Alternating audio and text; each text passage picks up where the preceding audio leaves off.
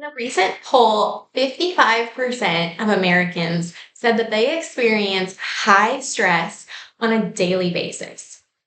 Now, this was just for adults. This doesn't count teenagers and kids that are also experiencing the highest level of stress and anxiety that we've really seen. Now, if your family members are overwhelmed, exhausted, or constantly on edge, you're not alone. And if you've tried things like meditation apps and cold plunges, etc., and still falling short, this video is for you. This video is to talk about the root cause and what's really going on and how we can address it. Now, what are we saying? We're seeing an overactive nervous system. So in these cases of chronic stress, we're seeing people's bodies are in this overactive nervous system. So what does that really mean? Well, that means the nervous system has two branches. We have a parasympathetic nervous system and a sympathetic nervous system. So we have the brake pedal or the rest and digest, and we have the gas pedal or the fight or flight. And what happens is our body is supposed to intricately move between these two. It's supposed to be like a scale. A scale should be in balance. A scale should not be tipped one way. A scale should not be tipped the other way. We really just want balance. And so it's important to remember that neither one is inherently good. Neither one is inherently bad. It's just that we don't want too much of one and not enough of another. That's when we see imbalance happen throughout the entire system. And because the nervous system controls every cell, muscle, tissue, and organ in the body, it's important that it's functioning properly and it's in balance. Because when it's in balance, that's when the whole body functions well. When it's imbalanced, not imbalanced. When it's out of balance, that's when we see that every function in our body is a cascade. And there's a hormonal cascade and an emotional cascade, etc. And so when we have this balance shift, that's when we start to see these physical symptoms pop up. And that's when we start to notice emotional dysregulation, hormonal imbalances, fatigue, exhaustion, inflammation, lots of things like that are signs of this imbalanced nervous system. So symptoms that we talk a lot about, there's physiological symptoms, and they point us to what the root cause is. But oftentimes there's all these symptoms and we try to treat the symptoms, so potentially chronic migraines. And then we may be taking Advil or ibuprofen or even migraine medication, when in turn it's based in an overactive nervous system contributing to too high of inflammation and stress. And so when we see these symptoms, we really want to look deeper and not just address, okay, we want to get rid of the headache. We want to say, where's the migraine coming from? And not just get rid of maybe the fatigue, but say, why is the body exhausted? Or the hormonal imbalances. Why is the body, what's going on that's creating this imbalance? Where's the cascade interrupted? And so that's when we see, digestive issues, sleep issues, emotional issues, headaches, behavioral struggles, especially in kids, difficulty focusing, anxiety, not feeling safe, etc. Those all happen when we're stuck on this fight or flight. So we have this imbalance, and this shift occurs when it happens when we're constantly pushing the gas pedal. So our lifestyles, our environment, constantly pushing this gas pedal. So what pushes the gas pedal? Gas pedal is pushed by stress. Now, stress is commonly known as the mental and emotional component of stress. But stress, it really is anything that puts demand on the body, anything that triggers or stimulates the sympathetic nervous system. That's stress. And so we have three forms of stress. We have physical stress, mental and emotional stress, and environmental stress. And so these are the forms of stress that we can put on our body. So we have physical stress that can be slips, falls, exercise, posture. In kiddos, it could be kiddos learning to walk that fall down a lot. It can be the birth process, that's physical stress, that's traumatic on baby's body. Or in adult, it can be posture. And so there's so much of that in different ways, but we're seeing the highest levels of stress across the board, and that's physical stress. The second is we're seeing mental and emotional stress. This is when we start to think about, the most common mental and emotional stress that we experience. This is when our brain is going fire alarm. We have all of these different things that are stimulating us, and our brain is meant to trigger into this sympathetic or this fight or flight when it perceives danger. And the thing is historically, we would have perceived danger as running from a tiger or running from a bear, and we would have run to survival and then we would have rested. But what's happening, especially in a modern society, is brain is constantly saying, run from the tiger, run from the bear. And so that's when we get a notification on our phone. And especially now that we strap our notifications to our wrists.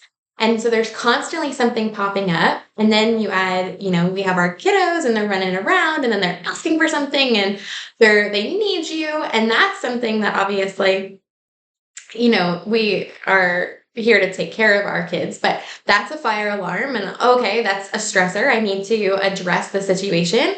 I have this going on over here. We have loud music, we have loud noises, we have all of these different things. And so it's constantly like our brain is constantly saying, thinking of that to-do list, fire alarm, fire alarm, fire alarm. And when that's happening, it's creating a cascade of physical symptoms stimulating that stress response. So physiologically, our body, when we get these things, when our brain goes fire alarm, and that can even be when we're sitting and we're resting. When we measure on our scans here in the office, we measure HRV, which is measured by your heart rate. It's your heart rate variability. But we'll see even on an individual's heart rate that they're constantly spiking and spiking and spiking. And this is measured while you're seated. And so if you're sitting alone in a room by yourself, resting, and your heart rate is skyrocketing and crashing and skyrocketing, this is a sign that your brain is saying, fire alarm, fire alarm, fire alarm, and it's creating that physical cascade of symptoms as if you were to run from a tiger, as if you were to run from the bear, but instead you're trying to rest. And then when that's happening, it's not allowing our bodies to really fully tap into that rest and digest. So that's physical stress, that's mental and emotional stress. And for babies, oftentimes we get the question, well, where do babies experience mental and emotional stress? And babies and kiddos, they actually experience mental and emotional stress from maternal stress. And so that could be in utero where maternal cortisol crosses the placenta, but that could also be as they are a baby and they're very dependent on the co-regulation to mom's emotions. And so that's also where they can experience that. So that is something to be mindful of, that maternal stress does impact baby. So then the third form of stress is environmental stress. Environmental stress is anything our bodies are exposed to in our environment that place a demand on our body to filter. Now, our bodies are designed to do this. That's why we have skin, that's why we have lungs, that's why we have a liver, and we have kidneys. Our bodies are constantly filtering because there's so much in our environment. And our bodies, even our immune system, we're fighting off different things to keep us protected at all times. There's bacteria on this table right now. We are coexisting in our environment with different things, but our body is fighting those things off. And it's only when our body is immunocompromised or unable to then overcome the pathogen presenting itself that we experience sickness. Not that we only get sick only just when we're exposed to something, but it's when our body is unable to build that immune response because it potentially is more tired or more vulnerable or etc. So that also attributes, though, to the amount of toxins in our environment. And our toxic load is higher than ever. We have environmental pollution. We have even just plastic everywhere in our environment. We have chemicals. We have fragrance. We have When we have these things at a high capacity, it's not just a trace amounts, they're everywhere. And our body is constantly filtering, and that's even the quality of our food and what's even in our food. A lot of times, food these days, a lot of processed foods are really barely even food. And so it really is a heavy demand on our body to just filter that out and trying to gain nutrients from really food that's really not even food. And then even when we talk about whole foods, then we can talk about, everything that they spray foods with, etc. And so what we're talking about is we're talking about the amount of toxic stress in the environment.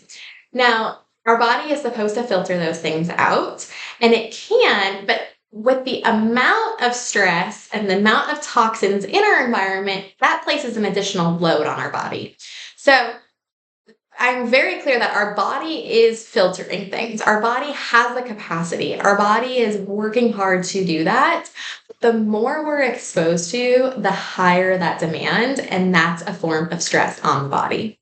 And so that's where we're seeing these different experiences. And that's in kiddos too. Kiddos are also exposed to all of these different things in our environment, and their bodies are filtering and processing.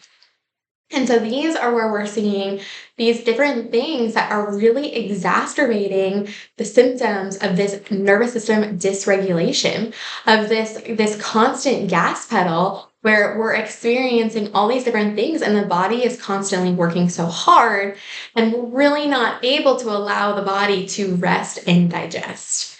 And so we really want to focus on how do we shift out of this and bring that nervous system back into balance.